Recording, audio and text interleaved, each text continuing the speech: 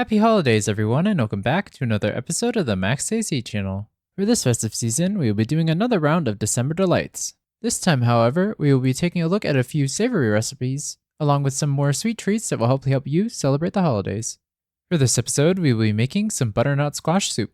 For this recipe, you will need 1 3-pound butternut squash, 1 to 2 tablespoons of olive oil, 1 to 2 tablespoons of butter, 1 large shallot or onion, 1 large carrot, 1 stalk of celery, 3 to 4 garlic cloves, 1 to 2 tablespoons of fresh sage, rosemary, and or thyme, an 1/8 teaspoon of nutmeg, 3 to 4 cups of vegetable or chicken broth, some salt and pepper, and some heavy cream for some optional topping.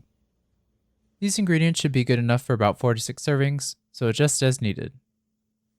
First, preheat the oven to 425 degrees Fahrenheit, and while we wait for that, we'll prepare the vegetables for roasting. To cut the squash, slice off a little bit on the top and bottom. Then, evenly chop it in half by slicing it vertically from top to bottom. Next, drizzle each butternut squash half with just enough olive oil to lightly coat the entire squash. Then, season with some salt and place it cut side down on a baking tray lined with parchment paper. If you wish, you can also roast your garlic, shallots, onions, and or carrots by cutting them in half and coating them in oil as well, and placing them on the same baking tray.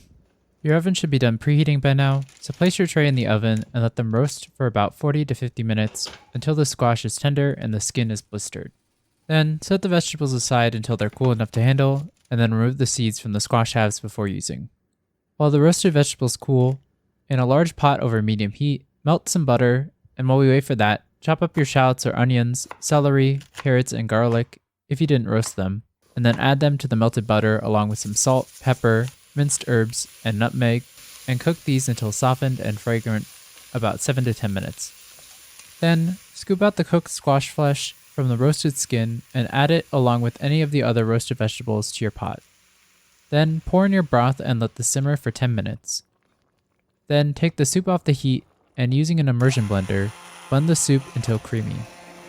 Alternatively, you can carefully transfer batches of the hot soup to a blender, or you can just use a masher to mash and mix everything together if you don't care about making the soup super smooth.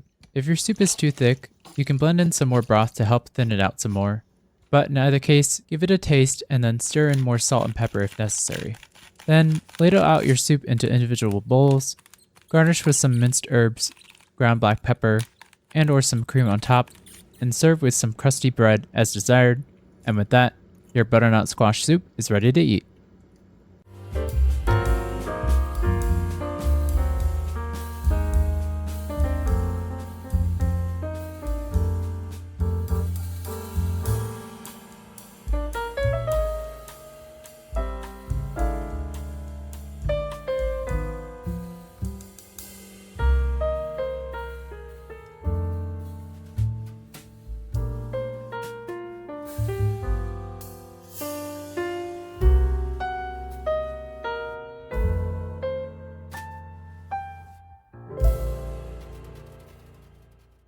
For our first recipe for this month, with how busy the holiday season can get, I wanted to highlight a super simple and delicious recipe to make that'll keep you warm and well fed in this cold winter month without breaking the bank in terms of cost, so you'll have more money to spend on gifts for Christmas. Normally I find the naturally sweet, nutty, creamy butternut squash soup more of a fall recipe, but butternut squash is technically a winter squash, and soup is always delicious during chilly days like today, so I thought it was an appropriate one to make. The seeds and skin of this squash are actually edible once you roast them, but they don't work well in the soup since they're both pretty tough. But if you do have a strong blender, you can blend them as well to add some nice fiber to your soup. Or you can just simply enjoy them separately as well. For any leftover soup, let it cool to room temperature, and then you can store it in a sealed container in the fridge for up to a week or so. But if you want to save it for longer, you can also store it in the freezer for up to 3 months. Then when you want to eat it, you can just reheat it on the stove as normal. In fact, letting it rest in the fridge will help the flavors meld even more and make it taste even better.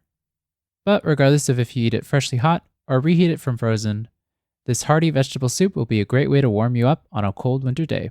Anyway, I hope you all enjoyed the video. In the comments below, let me know how it went if you decided to make it, and let me know if you have any questions or if there's anything you want me to make next. Like this video, share with your friends and family, and subscribe to or follow this channel for more episodes of the Max AC channel. And remember, if you want to stay cool in the kitchen, turn your AC to the max and watch the Max AC channel. Then evenly chop it in half. Oops.